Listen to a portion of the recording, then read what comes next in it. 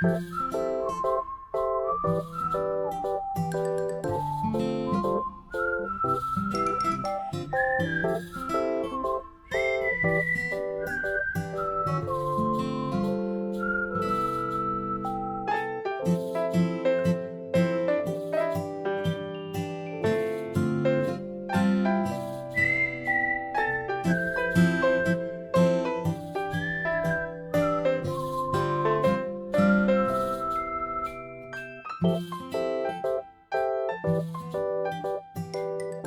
in London again.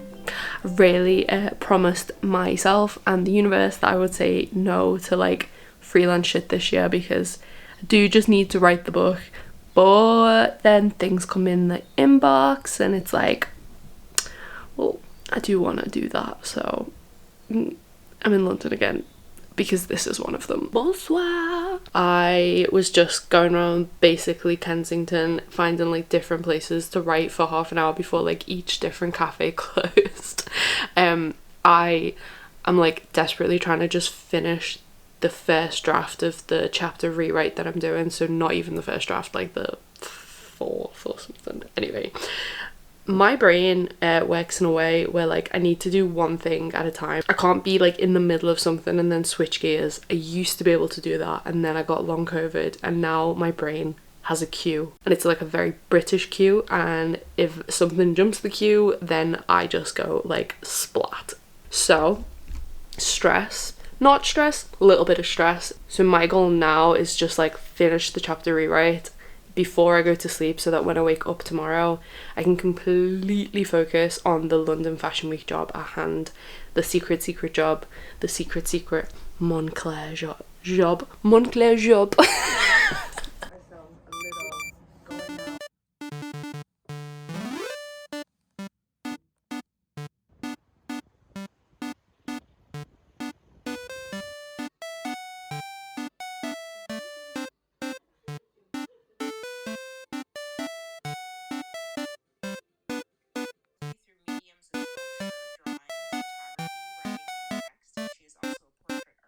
Okay, the lighting in this room is terrible. This is the angle I've chosen. Deal is, Dazed got in touch with us like 2 weeks ago, I think, and said, would you be interested in taking over our Instagram account, because Moncler are doing this big event for London Fashion Week, and it's like quite artsy basically, and you're art critics, and like it might be nice to see it through your lens. And we just said yeah. And it's not really like anything we've ever done before. My first reference was like, oh my god, I'm gonna be like Emma Chamberlain on the Met Gala carpet, but like it's really not gonna be like that. We're not fashion people, obviously, and I'm just trying to escape this light in this room. Part of me got worried that like a fashion person might be annoyed because we might be taking up space in the fashion world, but Moncler assured us that they want this to be spoken about in terms of art, so hopefully that means we're qualified and it will be okay. I've been publishing how much money I make on the internet for like 6 years or something now. My accounts are just live on the White Pube website. I never know how interested people are in the money, but I am, and I wish more people just spoke about this stuff. Like, I had a really good year in 2020. I made £34,000 off Patreon and like different partnership type stuff like this, but basically a lot of money from writing and from running a gallery at the time. Then I got sick, lost the gallery, and I made £19,000 in the last tax year. This tax year is probably going to be a little bit better because of the book deal, but also because of jobs like this. So we had the number and it was like, oh, amazing, cool, 2.5 grand to take over Dazed's Instagram account, do shitloads of research beforehand so that we know what we're talking about. And we have meetings with Moncler, and we have meetings with like different parts of Dazed's social team. Exciting, cool, starting to feel better about the whole thing, starting to feel less like an imposter. And then we got the contract through, and the contract said that that money is for 10 to 15 Instagram stories, and they also do this like roundup video that's 30 seconds long. But that's it. I was like, what the fuck? Because normally if me and Zarina are anywhere near Instagram stories, there's like 200 of them, and the little lines at the top aren't lines anymore, they're just like little dots. So doable. Okay, I've just been packing up to leave and I'm just having more thoughts, so I'll get them out of my mouth quickly so I can go and work. There would have been a time when I would have felt like disgustingly guilty to accept what would have felt like too much money for the work. Like, it would have made me feel genuinely sick to my stomach, as if someone was giving me the money by mistake and they were going to give it to me and then take it back. Like, I remember this one job me and Zarina did when we travelled to Oslo to do like a 10-minute talk at the beginning of a conference, and we got given like £300 each or something. And I remember working out like how much money I was earning per second and feeling weird about it. Anyway, after being self-employed for 7 years, now it's just like fucking take the money and run, because this might be followed by a period of quiet. Also, no one's putting money in my pension.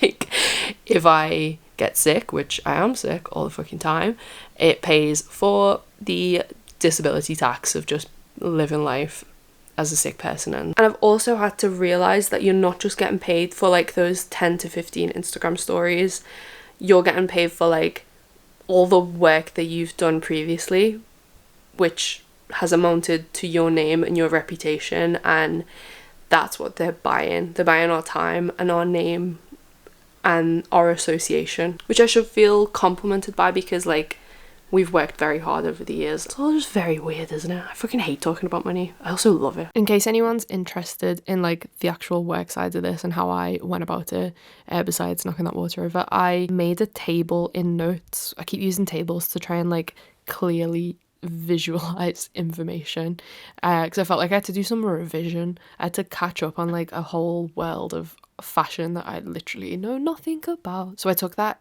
10 to 15 aim from the contract, set out 10 to 15 questions or like points that we would try to address, and then filled in the information, googling a lot of stuff about like past collaborations between the different designers and also Moncler.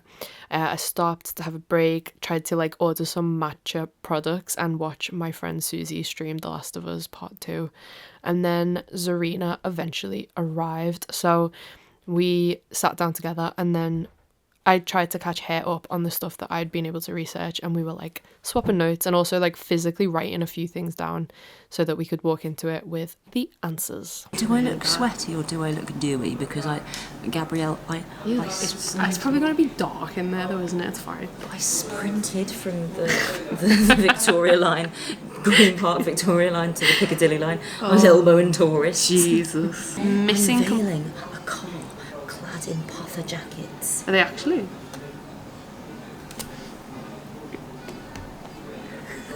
Not joking. Oh. Are you hungry? I'm fucking starving. You still not eating? I had a packet of crisps. This is the bit of the video that I do in like fast motion. This is fucking batshit crazy. Welcome. Wow. So we walked in before the 10,000 free ticket holders did. Someone asked them, I like your jacket, where's it from? And yeah, so this is the back of Pharrell's head. I don't know who he was meeting, and then all these Adidas models started walking past us. They were getting ready to climb into their little scaffolding houses for the night with this lovely neon puffy shit on. I've got nothing fashion wise to say about it, or even artistically or academically interesting, except that people would walk past the scaffolding and then it would take a minute for them to be like, oh my god, those people are real, and it was kind of overwhelming. There was lots of like lights, big sounds, smoke effects, and then we walked into the Adidas installation and it was like a huge conveyor belt in lights. It was actually quite cold in there, which was weirdly impressive because the rest of the venue had just heat up with the 10,000 guests. I repeat, 10,000 people in one night. There were mirrors and lights, and it was very like Yayoi Kusama, but weirder. And then we got into my favorite of the night. It was like a huge circle booth peep show style stage on which comedians dressed by Fragment, which is Hiroshi Fujiwara's label, were interacting with Lovots, Lovots, which are like small robots which became like really popular in Japan, especially over the pandemic, and for people to have like, you know, meaningful interactions with stuff when they are in isolation. Makes sense. But it's so popular that there is like an actual Love It cafe in Tokyo, and he designed little tiny clothes for them, so it was nice. And then we moved on to the Salehi Bembury installation, which was very like low-key, slow motion. It was his first ever ready-to-wear collection after doing footwear for Yeezy and Versace. And don't I sound like I know what I'm on about? Very convincing. And the people were pushing like a giant apricot stone Roomba around the space. And then we went to see the car. So it was a puffer jacket car.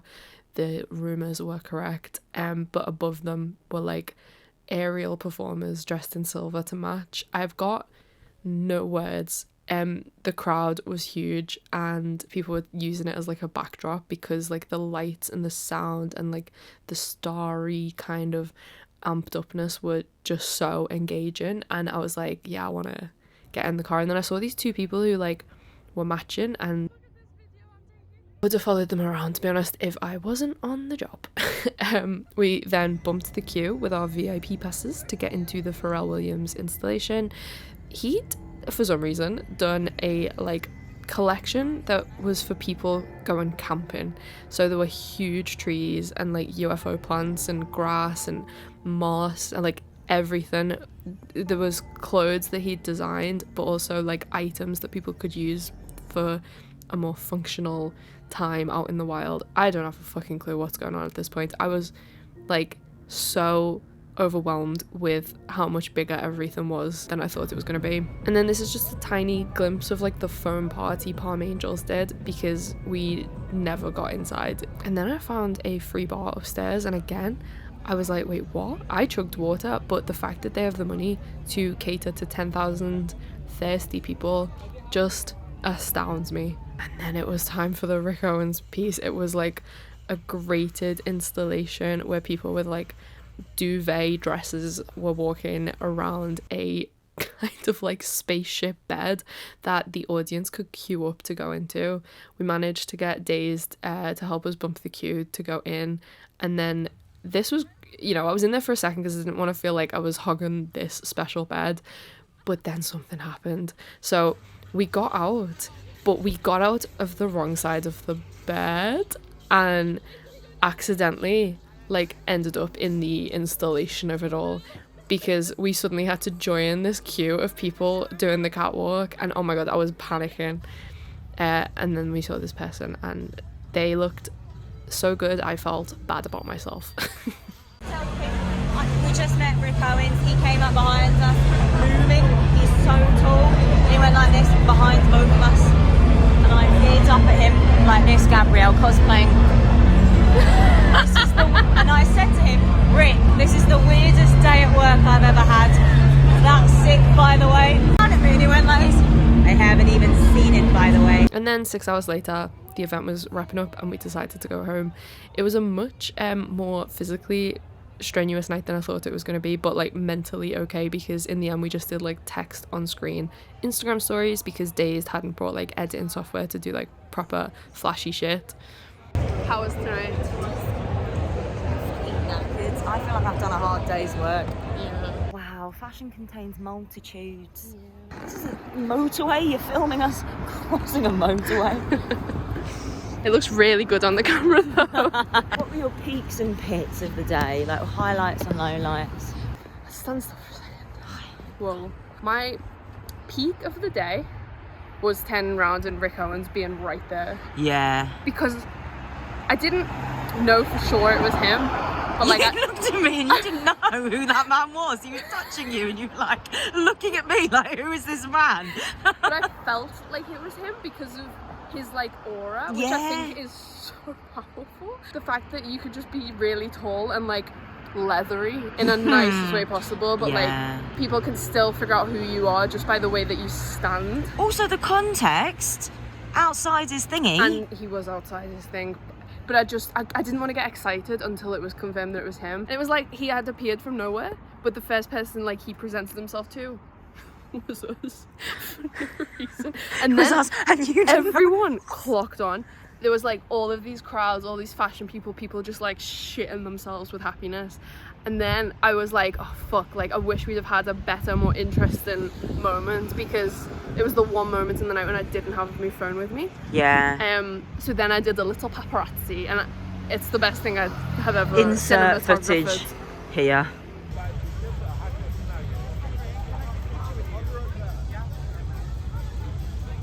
My pit?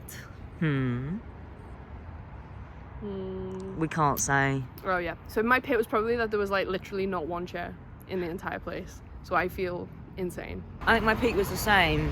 The Rick Owens moment, I thought that was fabulous and majestic. I felt cool. Yeah. I felt really fucking cool.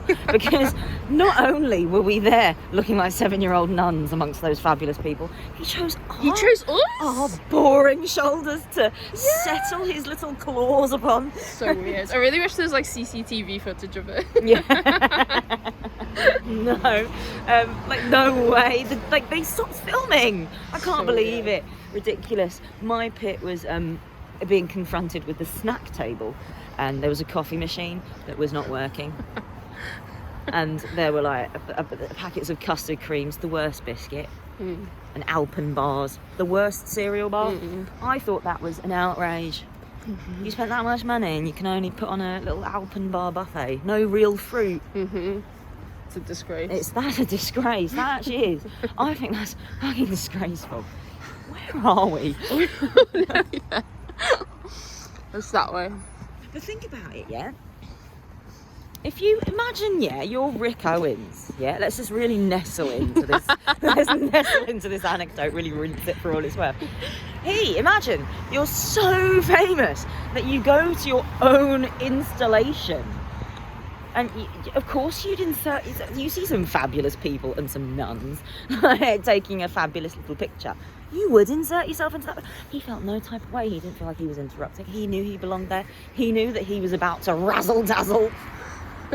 You know? Yeah. I love that for him. What a moment. Also a bit like Don't Tell the Bride. Like, he got people to set up his entire show. Didn't look what it looked like. Yeah. And just walked on it. And was like, I don't even care. Well, to be fair, it did look really cool. It did. It was good. It was the loudest room I've ever been in my life. It was to sleep in. He made the sleep pods that are like the Back to the Future car with the suicide doors. I don't know what world he lives in. Oh man. No, we know what his house We know looks what like. world he lives in because his house is a meme. Good morning, everyone. Can't get this thing off.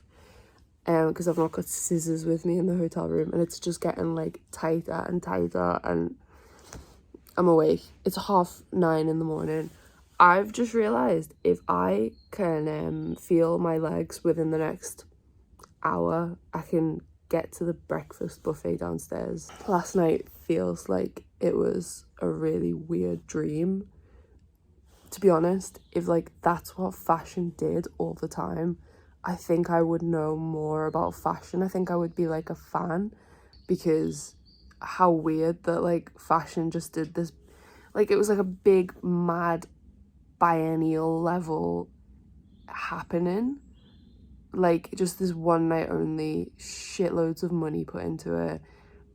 Exhibitions instead of catwalks, even though there was some catwalks, but it was an installation. It was like a site specific temporal thing that you could like become a part of. Anyway, I don't know why I'm having art thoughts in the morning. I'm so tired, but I'm also not, because like, you know when you just see something so crazy that it's just like messes with your head, and then you need to get it out your head, you need to speak about it.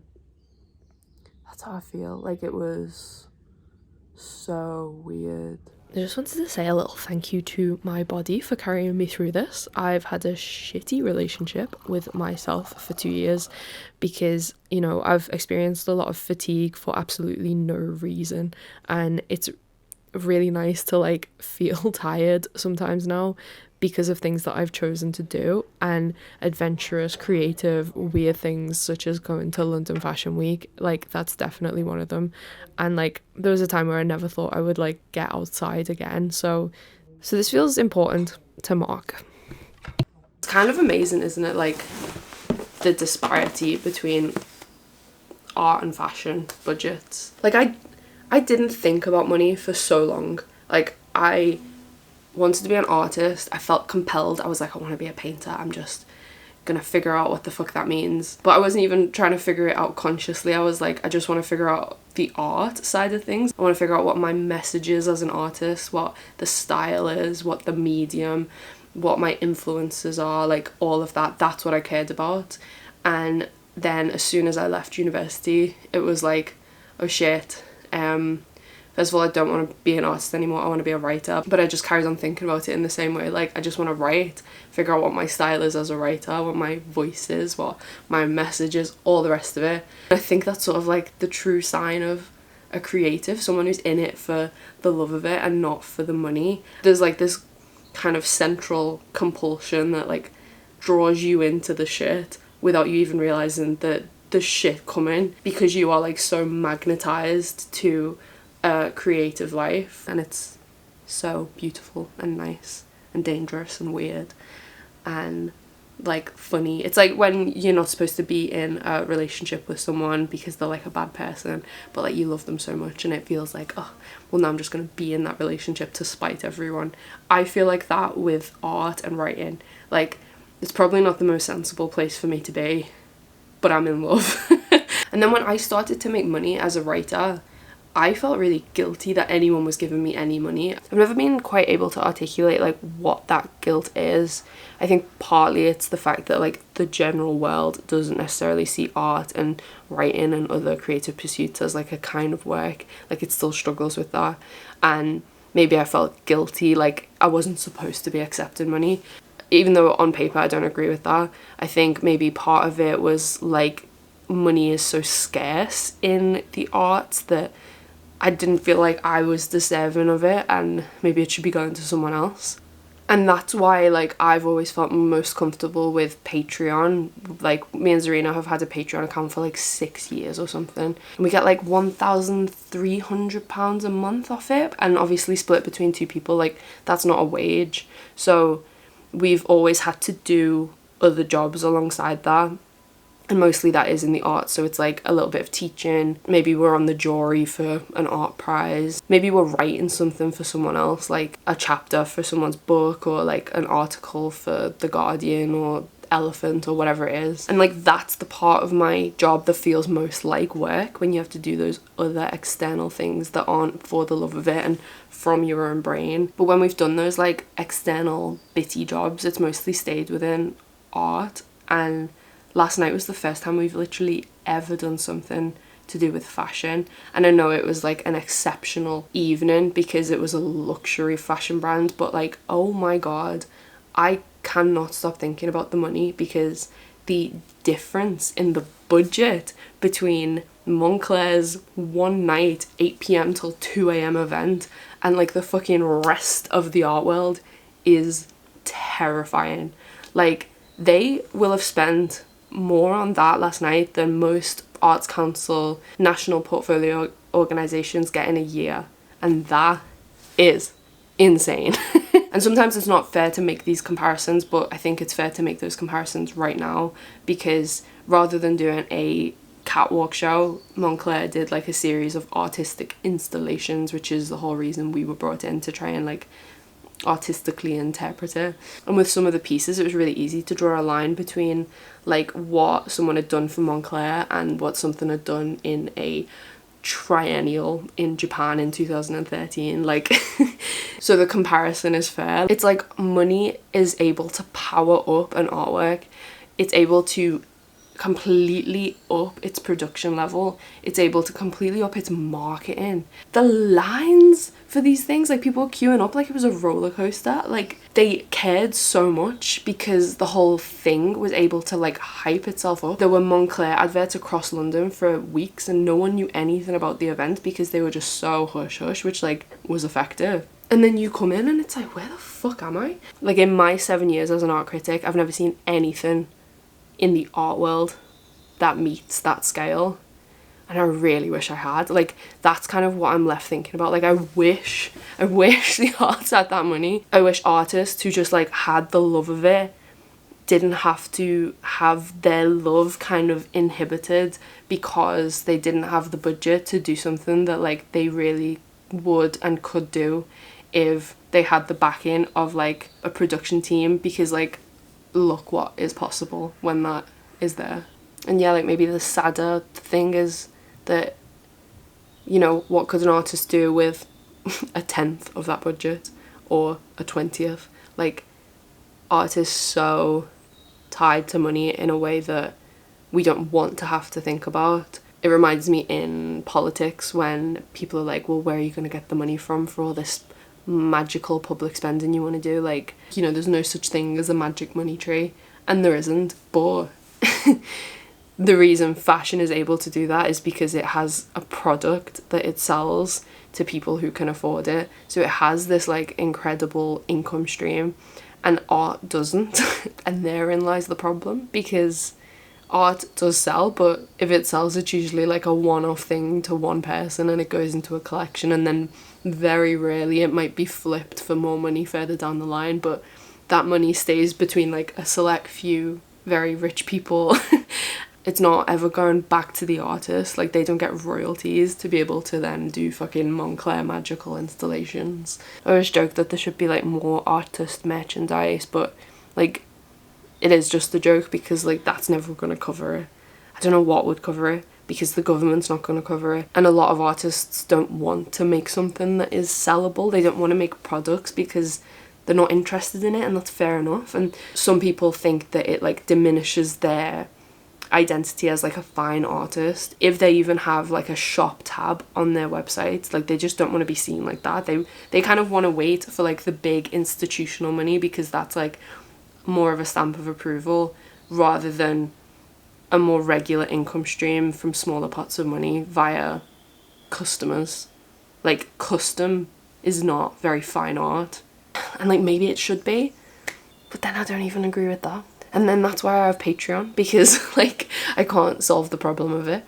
And it's like, okay, if people want to support us to write, then give, you know, £1 a month, and hopefully that will all add up to a wage. And, you know, at times it has been a wage, but like it's been massively dropping. So then we do have to accept jobs like this, which is fun because sometimes it comes back around and it feels like research, and it feels like something that helps me think like this right now. Even though I'm very tired and everything I say is probably like half a thought followed by another half of a thought.